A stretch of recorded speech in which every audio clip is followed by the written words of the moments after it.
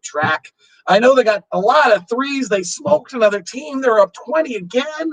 They just keep blowing people out. Like just a Groundhog Day all over again in February. But in all seriousness, another example of a team coming out with a defensive focus.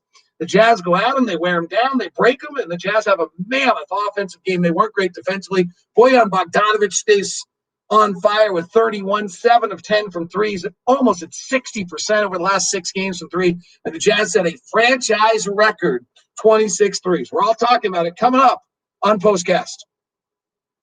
I'm David Locke. Thank you very much for joining us. We are live on Twitch at Locked On Live, on Facebook, Locked On Live, on YouTube, Locked On Live, on Periscope at DLock09. You can follow me there on Twitter and at Instagram at DLock09. The chat line is open for you. Want your thoughts on this one? The Jazz fell behind by 12 early. They worked their way back into the ballgame after being down 11-2. The next time out, it was 26-19. And then by the end of the first quarter, it was 32-30. And the Jazz then blew them out in the second quarter with a 69-54 advantage, 39-22. They scored 37 in the third to go up for a 25. And the Jazz, I believe, led by 20 for the 14th time in 23 games this year. They came into this ballgame, and the LHM stat of the day was that the Jazz are the number one team in three-point attempts at 45% of their possessions, and that Charlotte was 28th in the league in allowing threes at 42%. So we thought the Jazz would get over 50% of their shots as threes. They got 50 of their shots as threes, 50 of 87 three-point shot attempts tonight. And the Jazz end up with a franchise record 26 threes. Only 2 teams in NBA history have ever made more threes in a game. And the other note that's of interest, by the way, just to understand what the Jazz are doing from a historical standpoint, and credit to Scott Rogers of the Jazz the Jazz TV staff for this. So the most 20-plus three-point games in a single season, the Jazz have 9.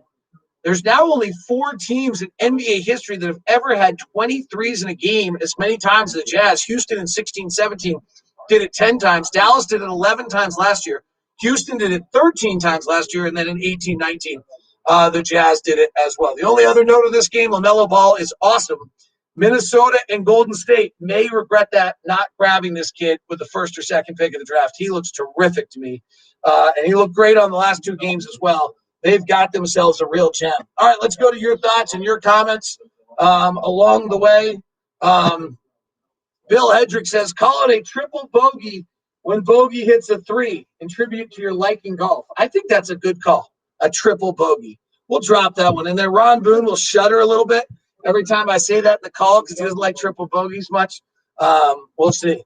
Marcus says, LaMelo career night will be the headlines. Probably true, but you know what? That is the headline. That's going to get the most reaction. He was great. 34 points tonight. 15 of them were in a fourth quarter that didn't really matter, but he was still terrific. The other story tonight, by the way, Mike Conley, hamstring tightness, did not return in his regular rotation. It did seem to kind of undo the Jazz a little bit. Rizzo Kizzo says, with Conley injuring the hammy, does the rotation change going forward if he misses time? So I think Ingles moves into the starting lineup. If he doesn't play, and Mia Oni takes the rotation minutes. The thing that's great about Mia is really anybody who misses time other than Favors or Gobert, Mia Oni steps into that spot. And that's what's kind of nice about the Jazz rotation right now.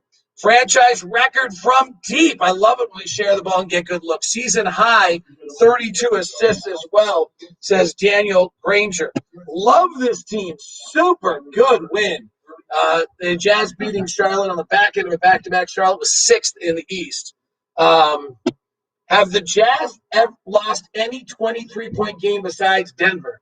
No, I don't think many teams in the NBA lose when you get 23s in a game. I'm kind of trying to wonder if I can look it up really quickly. I have a mechanism by which I can do a search for any team that scored that made 23s in a game, and I don't think you lose very often when you make 23s in a game. First of all, not many teams make 23s in a game, so that would be the first thing I would say. But let's do this together, everybody. How's that? Never mind. I just screwed up the search. We're not going to do that because it's going to take too long if I do that. Because I thought I had a good little advanced box score search going right now, and it was on the wrong setting. And now if I look it up, it's going to take me 3 minutes. So we're not going to do that. We were and are shooting lights out. Yes, make or miss league, and tonight we made. We made most of the times.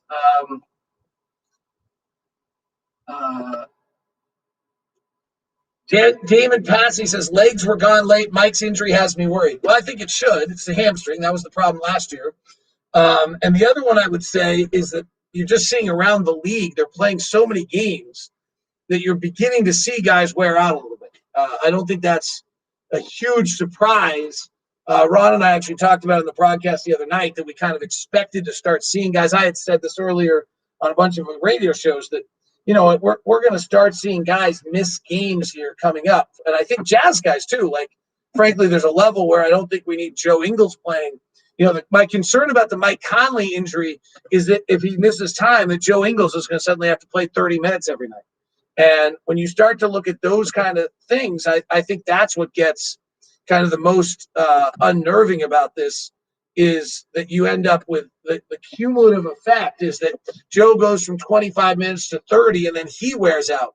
And then, you know, Donovan has to play with the ball more. I mean, that's the problem with injuries, is that they have that cumulative effect on things. So we don't know how long Mike's going to be out.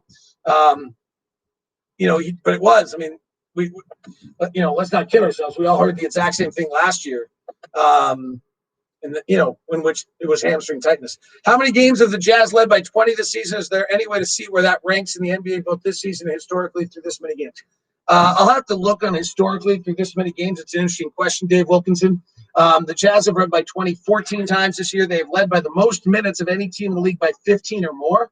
I can find that for you. So we've had the largest lead of any team in the league for 15 or more this year. So that, you know, and we have led for the second most or maybe most minutes of any team in the league. By the way, this year on teams that have made 23s, there have been a total of 6 losses. But I can't tell you exactly how many games there's been. Looks like about 50 would be my quick guess. There have been 6 losses this year of teams that made 23s in a game. Sometimes you're so far behind you start jacking threes, and then that causes that along the way. Hornets out hustled the Jazz with the offensive rebound points off turns. The Jazz still have pure talent. Yeah, we're better. We're a much better team than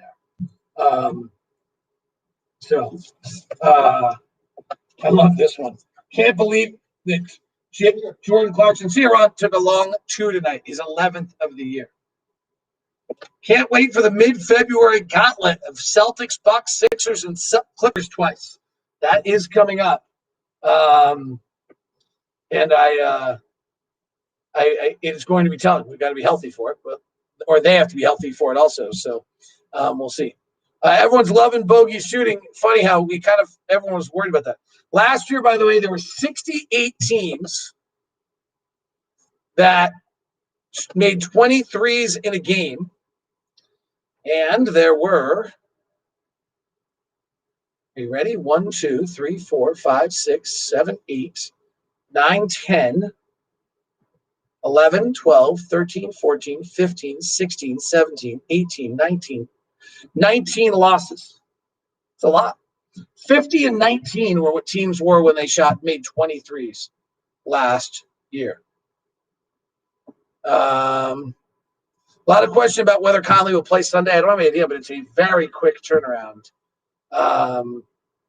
So I would say that I'm not so sure about that. All right. Jazz win it tonight. Another dominating performance. Thanks very much for tuning in to Postcast. Sorry I didn't get Locked On Jazz out today. A bunch of stuff happened. Jazz win again. They're 14th of the last 15. We'll go for 15 or 16 against Indiana on Sunday.